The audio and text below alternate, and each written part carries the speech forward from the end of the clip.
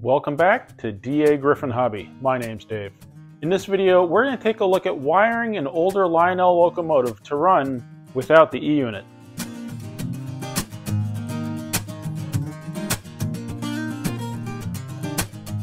Earlier today, someone asked me on Instagram how to do just that. How do you take an older engine like this that no longer has an E-unit and wire it so that it runs in one direction? Normally, I would have just given an answer, but I honestly did not know. It is not something that I had ever done. When I know the answer to a question like that, of course, I share the information. And when I don't, I like to come out to the garage, fiddle, and make a video on it, because I figure if one person's asking, somebody else is probably asking the same question. So if you have an old Lionel steamer, like the engine that this came out of, and the E-unit's no good, what do? How do you wire it so that it runs in one direction? Follow along in the video and we'll find out together. I was asked a question earlier today on how to wire an old Lionel motor when you don't have the E-unit. Maybe the E-unit was no good, maybe it's broken, maybe you just wanted to remove it so it only runs in one direction. Whatever the reason, how do you do it? How do you set this up without the E-unit so that it will run in one direction? So somebody asked me this question, and honestly, I have no problem saying, I don't know. I've never done it. I'm just a hobbyist, somebody that's enjoyed playing with these things so far. So I'm learning as I go. Now, it can't be too complicated. There's only so much here. But how do we do it? How do we take this old Lionel motor that is missing the E-unit and get it to run? You have the center rail pickup, which is hot, and then everything else, which is ground. So this wire is hot. This is the wire coming up from the center rail pickup. And the only other wire on this thing, if you don't have the wires on the brush plate, is this wire coming out of the coil. So I'm going to assume that if I attach one wire here and the other one here, that it will work in one direction. And if it goes the wrong way, if I flip them, it will go the correct way. But this is a hunch. So let's see if it's correct. I've cut two lengths of wire, one white, one blue. I didn't choose these colors for any technical reason. It's just two colors that I use the least of out of my box of wire and figured, why not? After I stripped the insulation, I just twisted the end together so there were no loose strands. Then apply a little bit of solder to each end.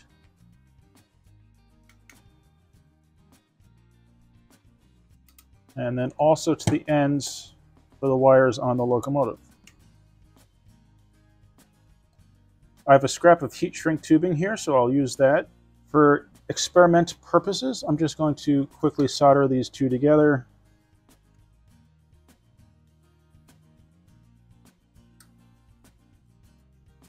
Now, if I were wiring this engine for long-term use, I wouldn't just put the two next to each other and solder them. I'd kind of bend each into a hook so that there was some mechanical force holding them together. But for this is good enough.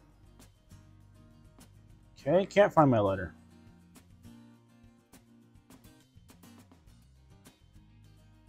Now, be careful with these stiff, solid wires here. You bend them back and forth too much, they're going to break. And when they break real close, it becomes a real pain to try to fix them.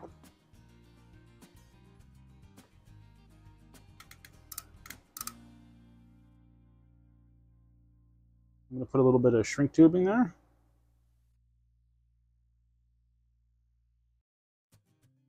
So now we have the center rail pickup and the wire coming off the coil. Now the only way I see it is there's two options. The center rail goes here or the center rail goes here. So I'm going to pick one and we're going to see what happens.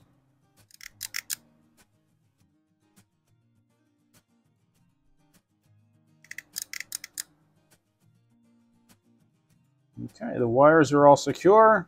Nothing's touching where it shouldn't. That really should be it. But like I said, I've never done this, so let's find out together.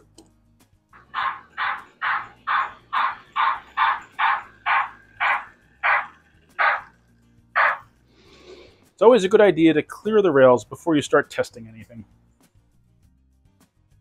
Okay, so I see two options here. Either it's going to work or it's going to spark. Well, look at that. In horrible need of some lubrication.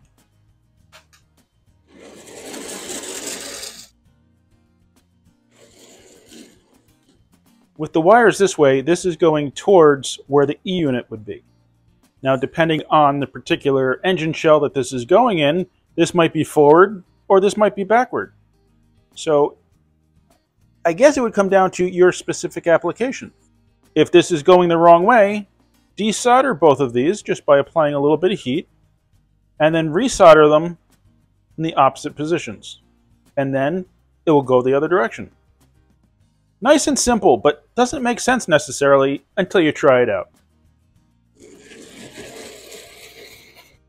Just to reiterate, the wire from the center rail pickup comes up and is secured to one of the two brush holders. And then this wire coming off the coil or the field in the motor is attached to the other one. And if this goes the wrong direction, you just swap where these two wires are connected. So you've got the center rail and you've got the field ending. So one of each of those. So this goes to a brush holder and this goes to a brush holder, and that'll do it for you. So if you have an engine that's sitting there and the E-unit is shut, if you're looking at it, you got more wires in here than you might know what to do with.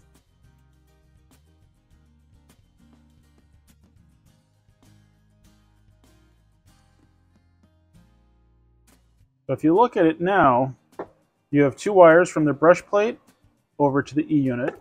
You then have a wire from the E-unit to the motor and a wire from the E-unit down to the center rail pickup.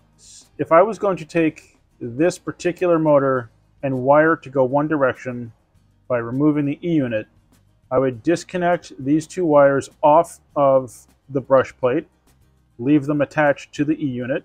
I would then unravel this, find where the joint is for the two wires and disconnect those, and desolder this point here and remove the wire from the E-unit. Then you'll be able to remove the E-unit. It will have these two yellowish wires on it, or yellow and green, or yellow and blue, whatever it's wired with. So you'll have these two wires that go to the brush plate, this wire that was going to the motor field, and this wire that was going down to the center rail pickup. So you remove all that, leaving the brush plate where it is. You are then left with this wire coming from the center rail, and again this wire coming from the motor field. And then you're back to here where you have these two wires. So center rail goes to a brush holder, and the other wire from the field goes to a brush holder. And if it goes the wrong way, switch them. And that's really all there is to it. That's the great thing about these old mechanical trains, is that you can modify them, you can change them, you can make them work the way you want them to work. So if your E-unit is just trashed, and I have a few engines like that, obviously I've got these two sitting here without E-units in them, at least now I know how to wire them to go in one direction. Unless I want to rebuild all of these E-units, which I know I don't, now I can wire some of them to run forward. And I'm pretty happy about that because I really had just never bothered to think about it. So it's a nice simple fix and will enable you to use an engine that maybe you weren't able to before. I just want to reiterate one thing, and that is be very careful with this wire. It's a solid wire, it's old, and therefore prone to breakage. If it breaks off right at the edge, you're going to have trouble. It's entirely possible that you could grab the end that's left and try to solder something to it. You would have to scrape off this coating that's on it, otherwise you won't have conductivity. Your other option would be to try to feed it back through this hole and then unravel some of it from the field here, maybe once or twice, to give you a length that you could then pull back through and use to wire it up. That's not fun though.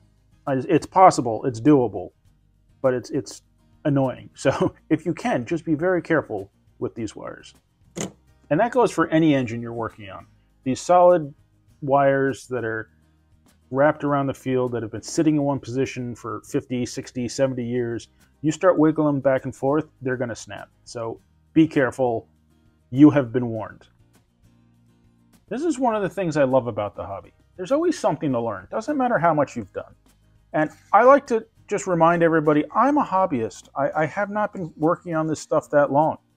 And I've been a lifelong Lionel fan, but it's only been a few years that I've actually been back in working on this stuff. And everything that I've learned has been trial and error. Sometimes more error, but that's how it goes. So if you have a question, let me know. And if I don't know the answer, I'll do my best to get you an answer. And as far as I'm concerned, there are no stupid questions. There's just something that you haven't learned yet.